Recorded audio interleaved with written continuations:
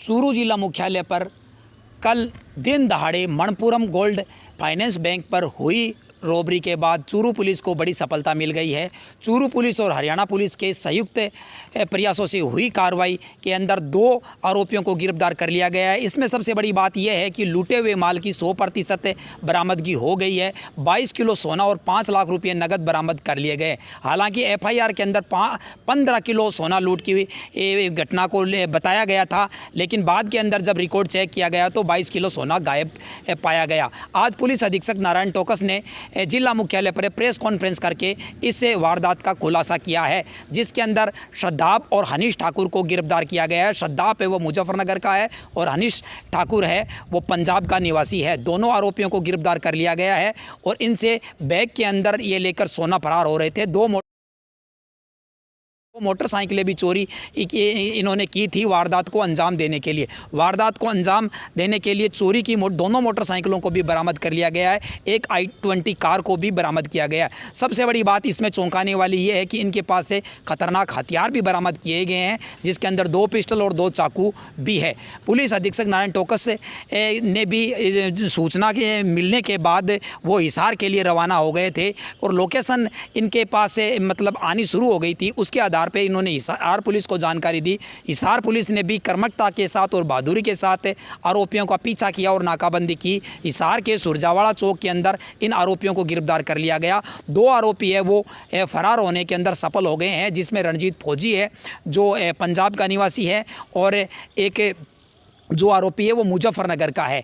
मुजफ्फरनगर का आरोपी है वो दोनों फरार है। रणजीत फौजी है जो NOCG का बर्खास्त कमांडो है, ये इस वारदात का मास्टरमाइंड है और इन पर 16 से 17 हत्या और लूट के मामले दर्ज है। अंतर्राज्यीय गिरोह है। इन्होंने पंजाब, राजस्थान और उत्तर प्रदेश में अनेक चोरी और लूट की वारदातों के साथ साथ हत्या जैसे भी मामले इन पर दर्ज है। इन्होंने नवंबर और मार्च के अंदर भी मोहाली और मुजफ्फरनगर के अंदर लूट की वारदात को अंजाम दिया था, जिसमें 80 लाख और 20 लाख रुपए लूट और आभूषण की लूटने के आरोप इन पर है।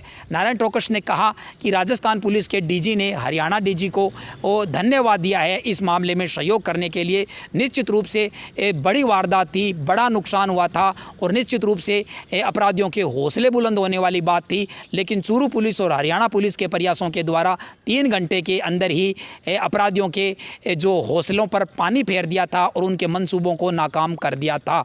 और इस वारदात के बाद में जो रणजीत NOCG का बर्खास्त कमांडो है, जिसे फौजी के नाम से भी जाना जाता है, उसकी तलाश में भी और जो एक अन्य आरोपी है उसकी तलाश के अंदर भी पुलिस से जुट गई है।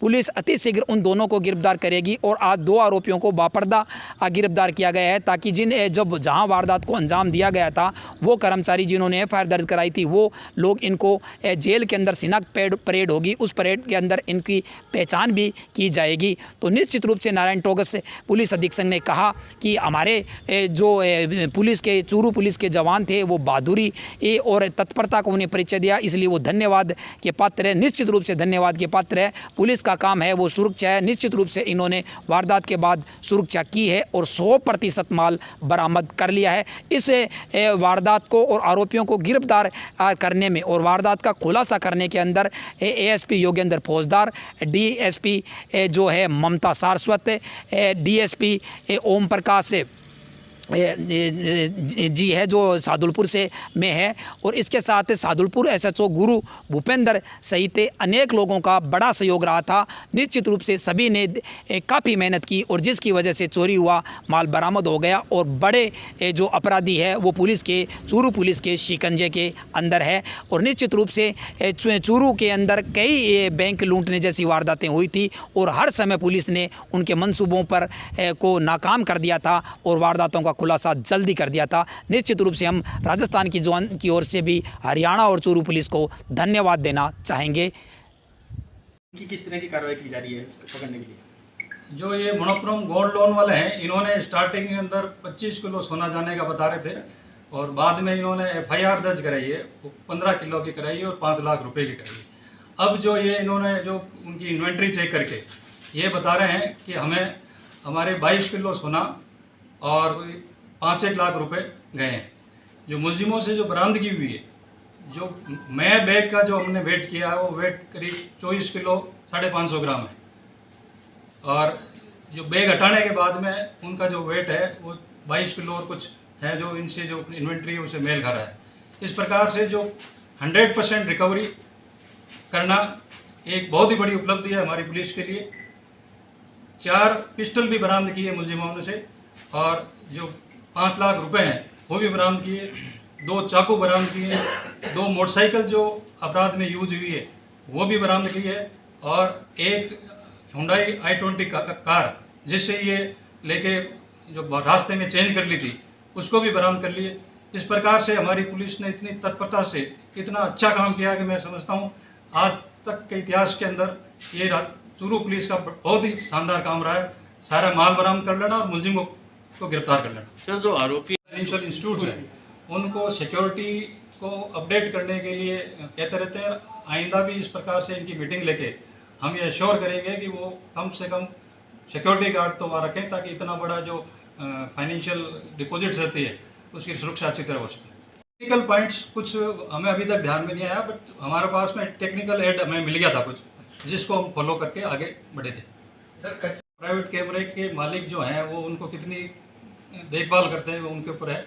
जो अंदर सीसीटीवी कैमरे लगे हुए थे उसके अंदर मुलजिमों उन्होंने तोड़ लिया, और उनके साथ में वो DVR भी लगे थे ताकि उनका कोई भी फुटेज सामने नहीं आए। सर, ऐसा कोई 2 मुजफ्फरनगर के हैं, 2 पंजाब के हैं, इंटर स्टेट गैंग को करते हैं, इंटर स्टेट वारदात करते हैं। तो इनकी हिस्ट्री भी इस प्रकार से रही है। ये बहुत ही बड़ा, इसीलिए मैं कह रहा हूँ कि इंटर स्टेट पुलिस का कोऑर्डिनेशन का जो एग्जाम्पल है ये मैं समझता हूँ बहुत ही बड़ा एग्जाम्पल है, और उनकी दोनों टीमों की मदद से ही, हरियाणा और राजस्थान पुलिस की मदद से ही हम मुलजिमों को गिरफ्तार करने में कामयाब हुए। तो सर, सोने में क्या कुछ ये इनका मास्टरमाइंड है। ये सामने आया कि ये 2 महीने पहले ट्रक चलाता हुआ आया, उसके कोई पैसे कम पड़ गए, अपनी अंगूठी बेचने के लिए मणिपुर गोल्ड लोन के अंदर आया। यहाँ देख के इसने पता कर लिया कि यहाँ पर जो स्टाफ है वो किस प्रकार से कम तो स्ट्रेंथ है, यहाँ पर इसमें सिक्योरिटी गार्ड भी नहीं है। इसकी ये कमजोरी देखते हुए इसने ये आगे का प्लान बनाया, और फाइनली जो कल आके ये जो इस घटना को अंजाम दिया। सर, कार्रवाई देखिए, जिस प्रकार से एक बड़ी लूट हुई थी उससे ज़्यादा भी तत्परता से पुलिस ने एक्शन लेते हुए मुलजिमों को गिरफ्तार किया, जो माल था बरामद किया। मैं आपके चैनलों के माध्यम से ये कहना चाहूँगा कि ये जो मुलजिम जो गिरफ्तारी हुई है उसके अंदर इंटर स्टेट पुलिस कोऑर्डिनेशन का बहुत ही बढ़िया एग्जाम्पल पेश हुआ है। हिसार पुलिस SP और नूंह पुलिस SP का और उनकी टीम का विशेष तौर से योगदान रहा। मैं और मेरी जो पुलिस की जो टीम थी लगातार उनसे संपर्क में थे, और जैसे ही लोकेशन आई मुलजिमों की, हमारी DST टीम, हमारे SHOs, हमारे COs और एडिशनल SP और मैं स्वयं मुलजिमों का पीछा किया। लोकेशन के आधार पे हमने हमारी जो उनकी लोकेशन थी हिसार पुलिस को शेयर की, और आखिर में जाते हुए हिसार से 50 किलोमीटर आगे सिसला चौक पे मुलजिमों को धर दबोचा, और 2 मुलजिम फरार हो गए, 2 मुलजिम गिरफ्तार कर लिए। जितना भी माल था, सोना, रुपए और वेपन, सारे बरामद कर लिए। ये इतना तुरंत एक्शन हुआ कि 3 घंटे के अंदर, वारदात के बाद में 3 घंटे के अंदर हॉट परसूट के अंदर मुलजिमों का पीछा करते हुए पुलिस ने बहुत ही शानदार काम किया। और मैं यहाँ आपके माध्यम से हरियाणा पुलिस को भी बहुत बहुत धन्यवाद देना चाहूँगा कि उन्होंने इंटर स्टेट पुलिस कोऑर्डिनेशन का बहुत ही शानदार उदाहरण पेश किया। इस संबंध में हमारे DGP साहब ने भी DGP हरियाणा से बात करके वहाँ की पुलिस को बहुत बहुत धन्यवाद दिया है। बहुत ही अच्छा कार्य हुआ।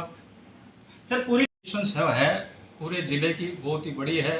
जो कच्चे पक्के रास्ते भी हैं, मुलजिमान कोई भी रास्ते यूज कर सकते हैं। पुलिस का हर रास्ते को चेक करना बहुत ही मुमकिन नहीं है। उस परिस्थितियों में भी पुलिस ने काम करते हुए इतने बड़े मुलजिमों को इतने कम समय में गिरफ्तार करना, मैं समझता हूँ काबिल तारीफ का काम। सर, एक